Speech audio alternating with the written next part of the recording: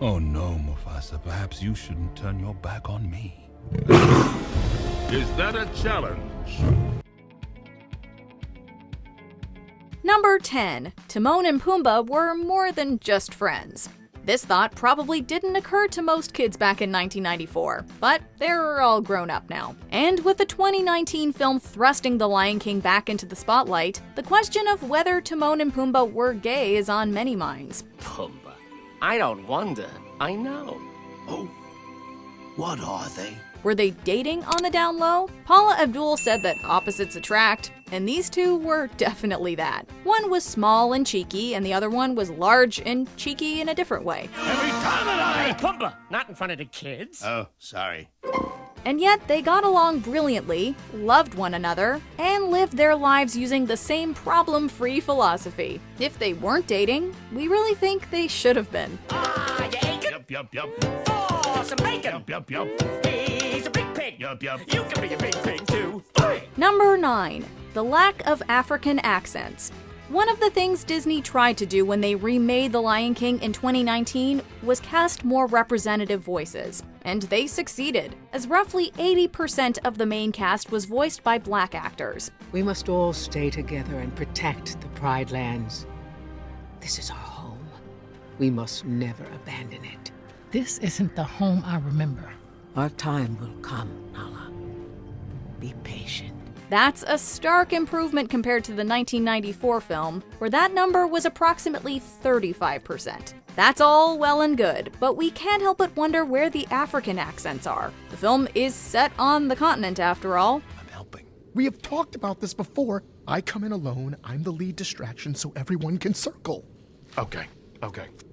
Sorry. Don't be sorry, just do it. Yes, Beyoncé is a queen. We love Donald Glover and Chiwetel Ejiofor, and Keegan-Michael Key is hilarious. But none of them sound quite like characters living in Africa. Don't turn your back on me, Scar. Oh no, Mufasa, perhaps you shouldn't turn your back on me. Is that a challenge? Number 8. Simba's diet was unconventional.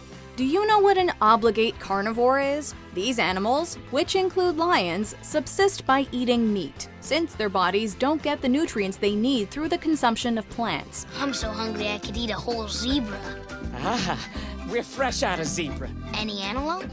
Nuh-uh. Hippo? Of course, Simba is a lion. Yet there isn't a whole lot of meat in his diet after he meets Timon and Pumbaa. As you may remember, he survives largely on grubs. Oh well, Hakuna Matata.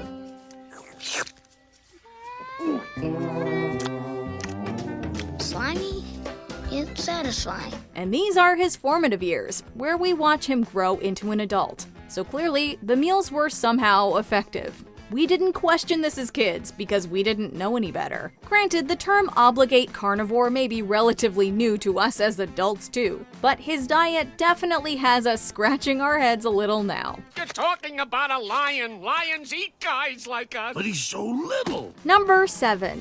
The Be Prepared March is inspired by a dark historical moment. This is one that's certainly hard to miss as an adult. As Scar sings Be Prepared, a tune about eliminating his brother and gaining control of the kingdom, his hyena army is seen goose-stepping.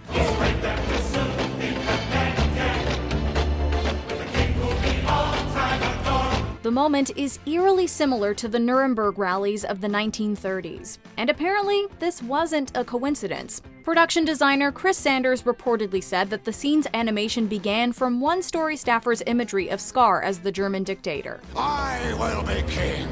Stick with me, and you'll never go hungry again. They then took that idea and used the propaganda film Triumph of the Will as inspiration for the sequence.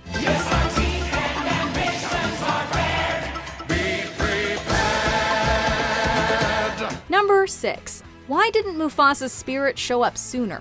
When Mufasa's spirit appears, he reminds Simba of who he is and helps him understand his role within the kingdom. Remember who you are. You are my son and the one true king.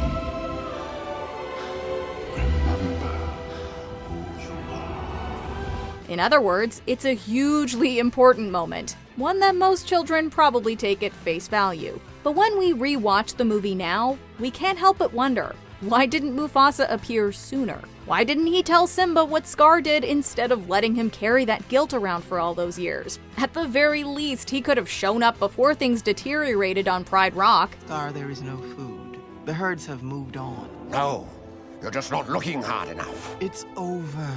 There is nothing left. We're sure he had his reasons, but his methods were a little questionable. Also, we can't help but feel he passed up a prime opportunity to quote Darth Vader here. No, I am your father. Number 5. Nala's come hither look. When Nala and Simba reunite, Timon quickly understands what's happening. What? And they don't have a clue. Oh, they'll fall in love, and here's the bottom line. Our trio's down to 2. In fact, he clues into the whole situation before anyone else. When we were kids, we watched these childhood friends reconnect and smiled at the innocence of young love. But as Can You Feel the Love Tonight plays over the pair's romantic montage, it's clear that not every moment is as pure as we initially thought. Namely, there's a very specific look that Nala lays on Simba.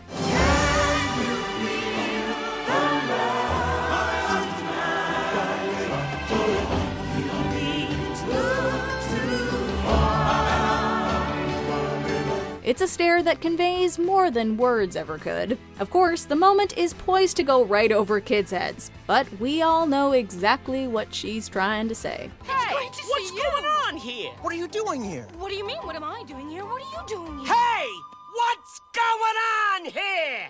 Number 4. Are wildebeests more afraid of hyenas than lions?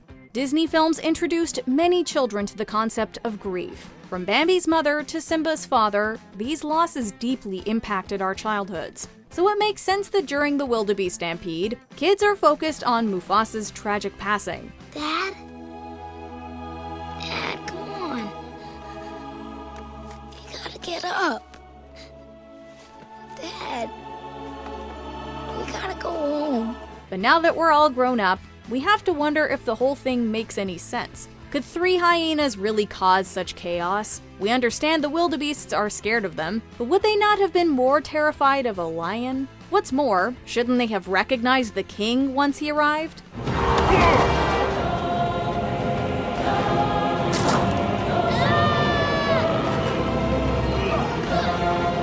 The other animals in the film seem to be acutely aware of the social order, so it's definitely something to think about. Everything you see exists together in a delicate balance. Number 3. It's Shakespearean. It's safe to say most people don't study Shakespeare until high school, so we doubt kids watching The Lion King in 1994 were familiar with Hamlet, but their parents likely recognized the similarities between the two stories. I have heard of your paintings too well enough.